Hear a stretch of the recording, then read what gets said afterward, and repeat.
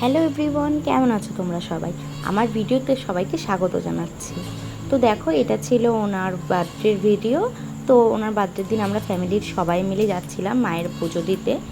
এখানে ছিল মা, বাবা, আমার দিদি ভাই, আমি, আর ও টোটো চালাচ্ছে, এটা আমাদের নিজেদেরই টোটো। আর দাদা ভাই ছিল, পরে আসছে, উনি একটা কাজে গেছিলো।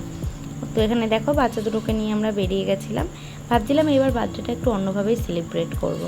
এই কারণে ফ্যামিলির সবাই মিলে পুজো দিতে যাচ্ছি, যে প্রত্যেকবার তো বান্ধবী বন্ধুদের সাথেই সময় কাটাই, এবার না হয় একটু বন্ধুবান্ধব বাদ দিয়ে ফ্যামিলির সাথেও সময় কাটানো যাক। তো দেখো, আর রাস্তায় এত পরিমাণ মেঘ করেছিল, ভীষণ মেঘ করেছিল। আর এমন একটা সিচুয়েশান আমরা পড়েছিলাম যেটার ভিডিও করা হয়নি। ভীষণ বৃষ্টি নেমেছিল, টোটোর মধ্যে ভীষণ বিদ্যুৎ চমকাচ্ছিল, বাচ্চা দুটো ভয় পাচ্ছিল, কান্না করছিল। আর আমরা প্রায় সবাই মোটামুটি ভালোই ভিজে গেছিলাম, দাঁড়ানোর মতন জায়গা ছিল না, খুব একটা খারাপ ব্যাপার হয়ে গেছিলো। তো সেই ক্লিপটা আর ওই সময় নেওয়াটা আমার হয়নি, কারণ এমন একটা পরিস্থিতির মধ্যে কোনো ভিডিও নেওয়ার তখন মনেই ছিল না। আর এত পরিমাণ মেঘ করেছিল। এদিকে দেখো, এটা বৃষ্টি আসার ঠিক আগের মুহূর্তে আমরা যাচ্ছিলাম ওইদিকে, আর ওইদিকে মেয়েটা ঘুমিয়ে গেছে। তো দেখো, আমরা এরকম বলতে বলতে মন্দিরে চলে এসেছিলাম।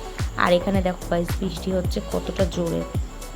কোনো রকম ভিজে পড়ে মন্দিরে এসেছি, ততক্ষণে মন্দিরে অর্ধেক পুজো হয়ে গেছিলো। আর ওই দিন মন্দিরে ভীষণই ভিড় ছিল, যেমন বৃষ্টি হচ্ছিল তেমন ভিড় ছিল। তো দেখো, অনেক ভক্তরা এসেছিলো, এখানে অনেকজন এসেছিলো, তো পুজো দিচ্ছিল সবাই।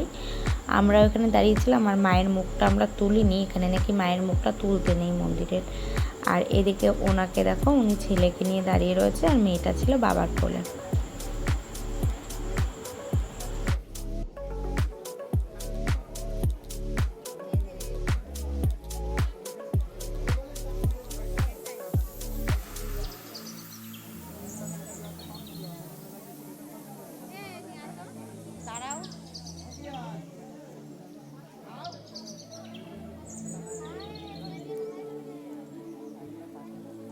এদিকে দেখো, আমাদের পুজোটা প্রায় দেওয়া হয়ে গেছে। পুজো দেওয়ার পরে আমরা চলে যাচ্ছি আবার বাড়িতে। এদিকে দেখো, আমি ছেলেকে কোলে নিয়ে রেখেছিলাম। আর এইখানের জায়গাটা পুরোটাই বন জঙ্গল।